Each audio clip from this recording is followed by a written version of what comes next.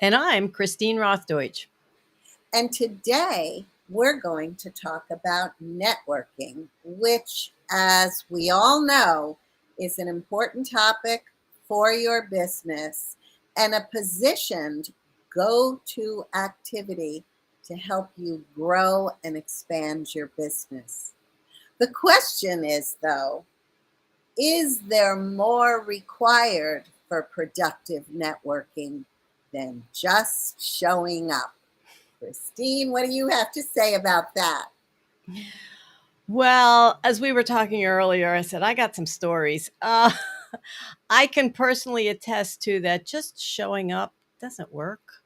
When I first started out, and I don't know, maybe Barbara, you were the same way. It's ooh, I'm gonna just attend all these networking events and I'm going to get business. It's like I'm just going to tell people what I do, give my 30-second commercial that I worked on all by myself. I thought it was real. I don't remember what I said years ago. Uh, but yeah, just running around and attending as many events as possible, meeting as many people as possible, it doesn't work. And what really what really hit home for me was years later when I was working with my coach on just a very short call. It was like a 30-minute call I had with her. And I said, look, this month I got 3 events coming up. One is a networking that I'm just attending. One is a networking event that I think I had a table at, like a vendor table.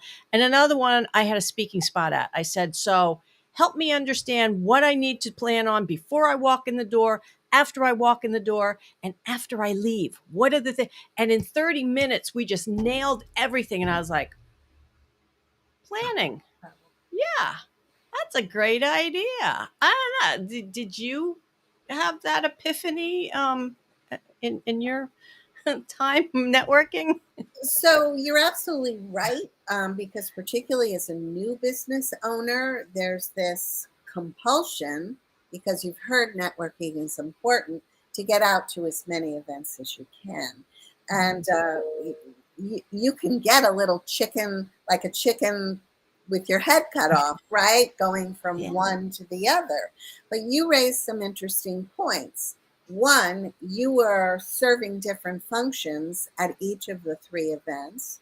Two, to add to that difference and diversity, it could be with different kinds of businesses present. You could be going to an event for women who are over 50. You could be going to an event for tradespeople. You could be going to an event for attorneys. So those differences require you to plan and prepare. You can't just go and shoot from the hip. You have to have considerable forethought to do it right. And something else, there's sometimes the misconception that you're going there, yes, to make contacts and to get leads, but ultimately to make sales and to make them quickly. And that's funny because then the spotlight, the emphasis is all on you.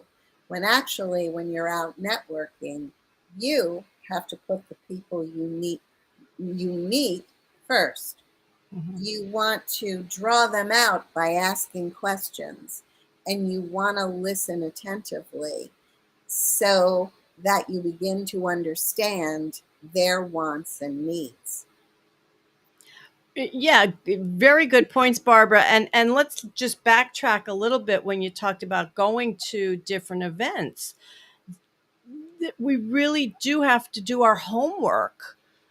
If it's something new, if it's a new event that you're not familiar with, you have to do your homework to find out what is the format. What am I allowed to say in a 30-second, or do I have a 30-second commercial time? Do I get a minute?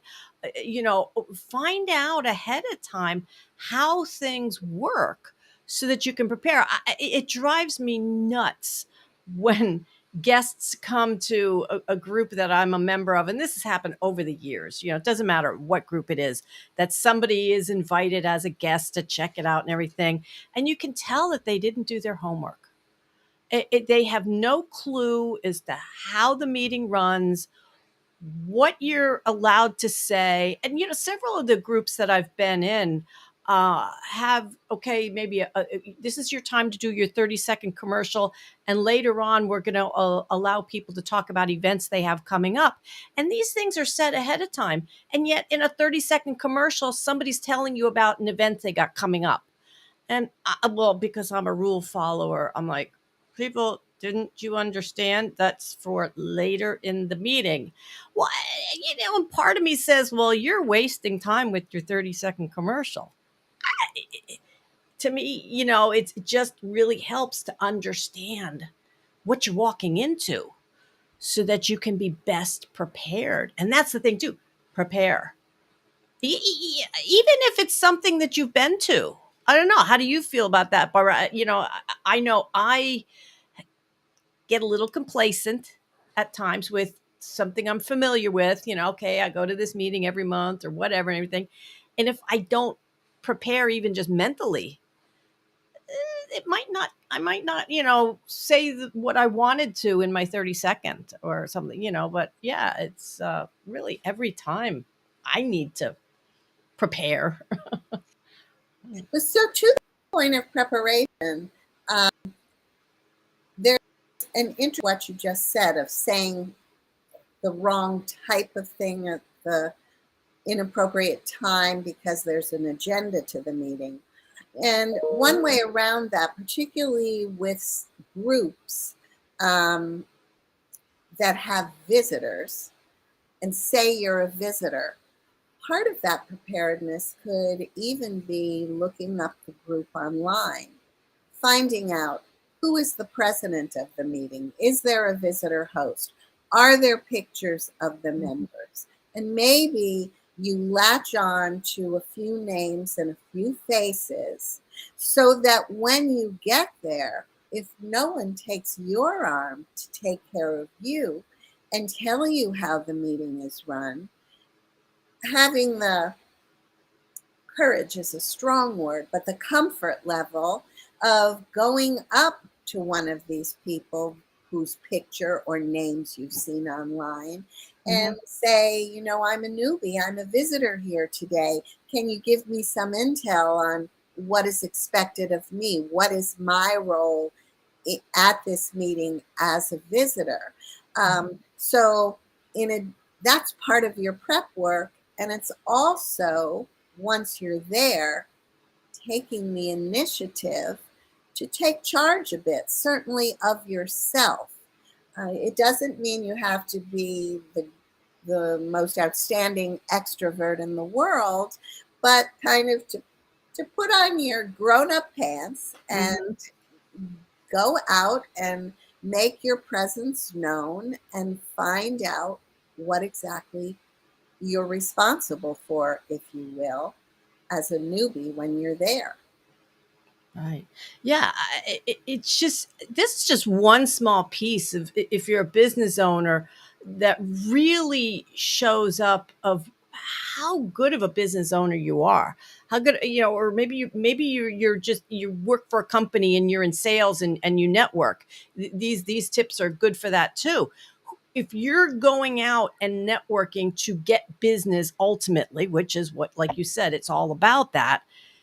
When you do your homework, when you prepare, when you step up, like you say, if you walk into a meeting you're not familiar, it's like you walk up to the person that's in charge and introduce yourself and ask, that just goes a long way. It's going to impress everyone around. I think I know when I see that someone is following the rules, I tend to look highly upon them, versus the ones that just show up. Well, I'm new. Thank you for having me. I'm really not prepared. Oh, that drives me nuts. I just, That's actually a very funny example that you're giving. And again, this all does hinge back on preparedness. Um,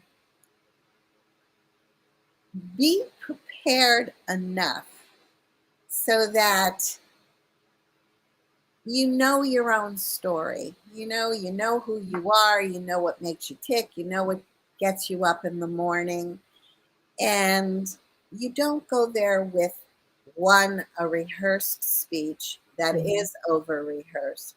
Two, you don't go there reading something from your cell phone and sounding like you're a robot, Yes. but you're prepared enough and you're comfortable enough with who you are and what your story is and what you have to offer the people. And by that, I mean how you serve others.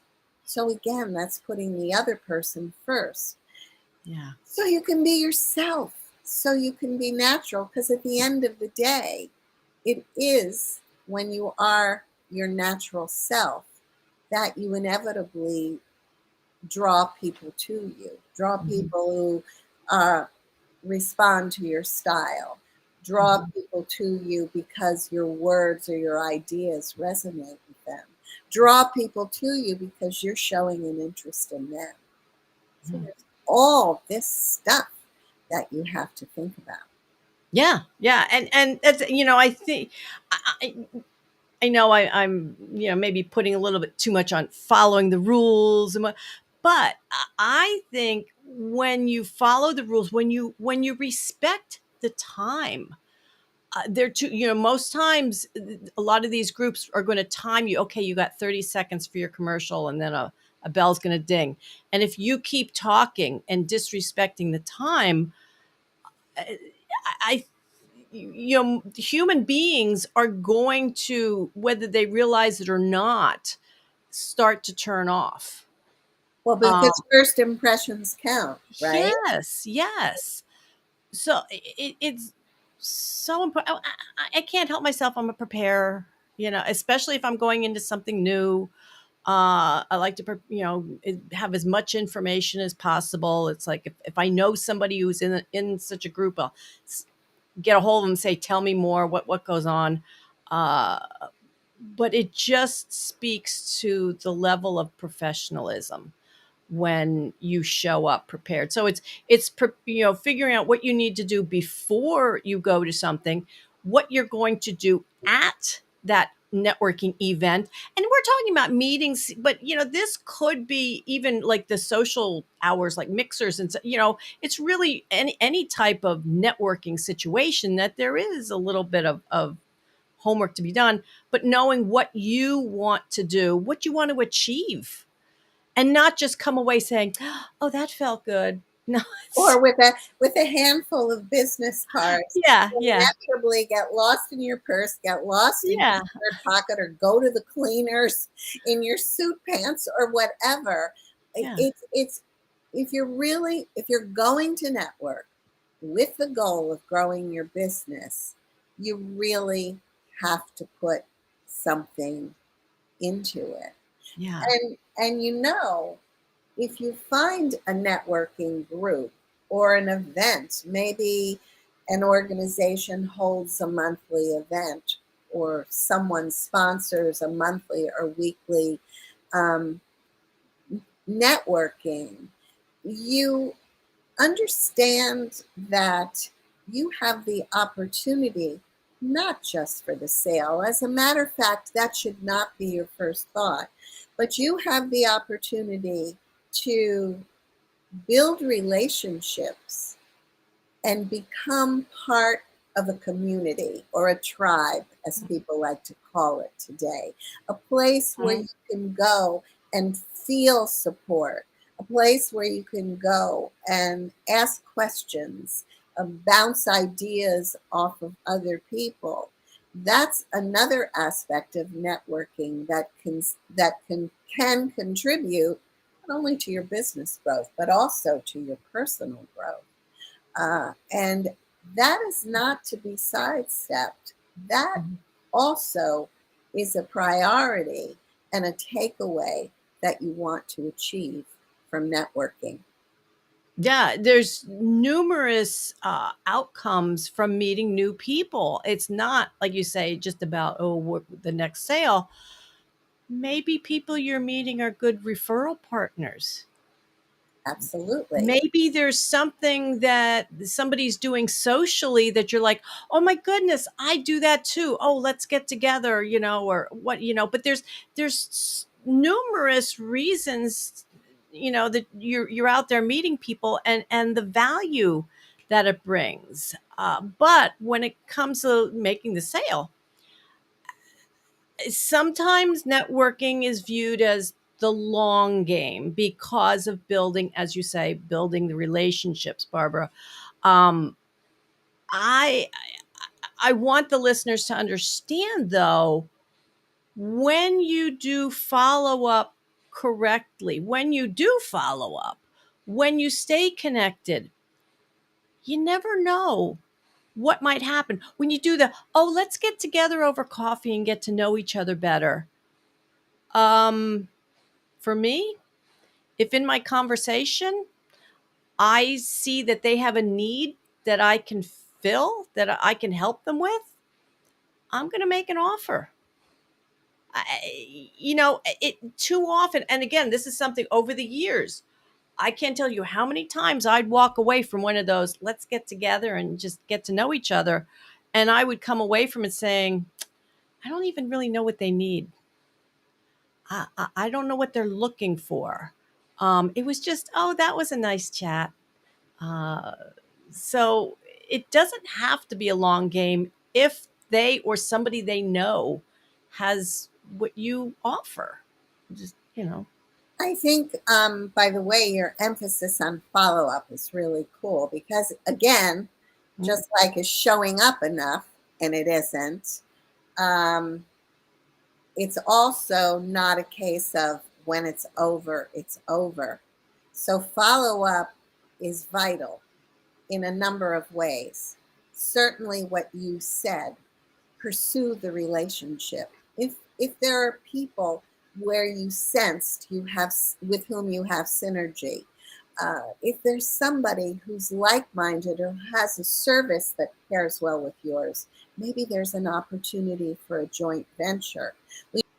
You're never going to that unless you follow up by reaching out and by pulling another appointment, arrange to have a cup of coffee.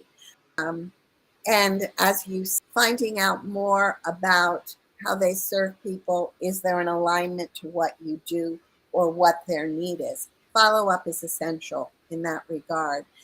And also, even if something isn't a person having an immediate need, equally important to continue to keep up with that person. Mhm. I'm a big believer in the just because you note. And maybe you're reading an article in the newspaper one day and it reminds you of something that you talked about with an individual at a networking event or a book you talked about. So maybe you'll send them that article in the paper or a book review of a book you both liked. Send that in the mail.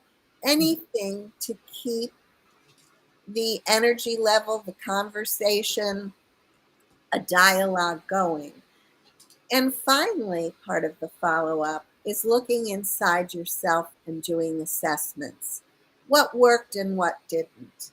Did you introduce yourself sufficiently? Tell people that you're there. Ask them how the meeting runs. Were there certain things that you talked about or ways that you introduced yourself or spoke to people that were more effective one time and another? That way, you're always growing and you're always able to make edits that will continue to move you forward. This isn't a static, networking isn't static, Mhm. it's continually evolving. Yeah, you're so right, Barbara. When I think of when I first started networking, where I was and where I am now, really, really different places. And there's so many aspects of networking, and that's online or offline, really, that you shouldn't walk away from going one time and saying, well, that didn't work. So important. you know First, as Barbara was saying about assessing, taking a look at what worked, what didn't work, it's like, ask yourself, did you do everything possible to connect with people? Or did you sit back and hopefully somebody will want to connect with me? That's a big one. But again, even if one event doesn't feel like it was worth the time, I say try it again. I find that when you go to the same type of event, whether if it's an organization, when you stop getting any benefit, and early on, it might be the benefit of just, if it's a breakfast meeting, especially helping you really get started for the day. Maybe it is that you're coming away saying, oh, wow, I'm so glad I went to that because, wow, I'm supercharged now to get through the day. And that's good. And then as time progresses, it's like, oh, well, now I'm starting to get business. Now I'm meeting more people and everything. But when you get to the point of you're going away from it and saying, I didn't get anything from it, then maybe it is time to leave. But you don't make that decision too soon. You have to look at within yourself for that, because to your point about joining groups that become networking opportunities by being part of an organization, in order to really get something out of it, you have to put something into it. You have to participate. And Christine, I loved that you said, so one goes badly. You really do have to pick yourself up and dust yourself off and, start all over again the next time. Christine, I also loved your point about a networking event in the morning energizing you for the day. I've heard many people complain, and I've been among them. Oh, I have to get up so early and get to this meeting at 7:15, 7 o'clock. And anytime I think that, I come away happier than ever, because it's almost been like a delight that the meeting was so compelling and interesting and a lot of good stuff happened. Similarly, networking events in the evening. Christine, I'm sure you've thought sometimes, and all of you out there have thought sometimes, oh, no, I'm so tired. I don't want to go. And then you push yourself. It's always important to push yourself, and you have the time of your life. So, and when I say the time of your life, that means a productive time too. You met a lot of nice people. You talked about a lot of relevant things, and you made a lot of valuable contacts that now, when you leave, you commit to following up on those contacts. Yeah. Yes. So we could go on forever. Well, I shouldn't say ever, but we can go on. But this has been a great conversation, Barbara. I think, we've given our audience lots of good nuggets to think about. We really would love to know what our listeners think on this topic also. So please give us your comments. We want to hear more. Maybe you think we're off base on something. I don't know. Maybe we are. But I think the overarching theme of this whole thing too is, with every piece of it, is being proactive. Wouldn't you say, Barbara? Definitely. Being proactive. Yeah. And making it count. You can't be a blob when you network. Christine, do you think we've covered pretty much everything that we could say at this point about networking? Yeah, I've gone through all my notes that I wrote. Yep, I think we're done, Barbara. I would have to agree with you. Yes. So again, I hope our listeners have gotten value out of this. And we do wish you a happy, productive time with your networking.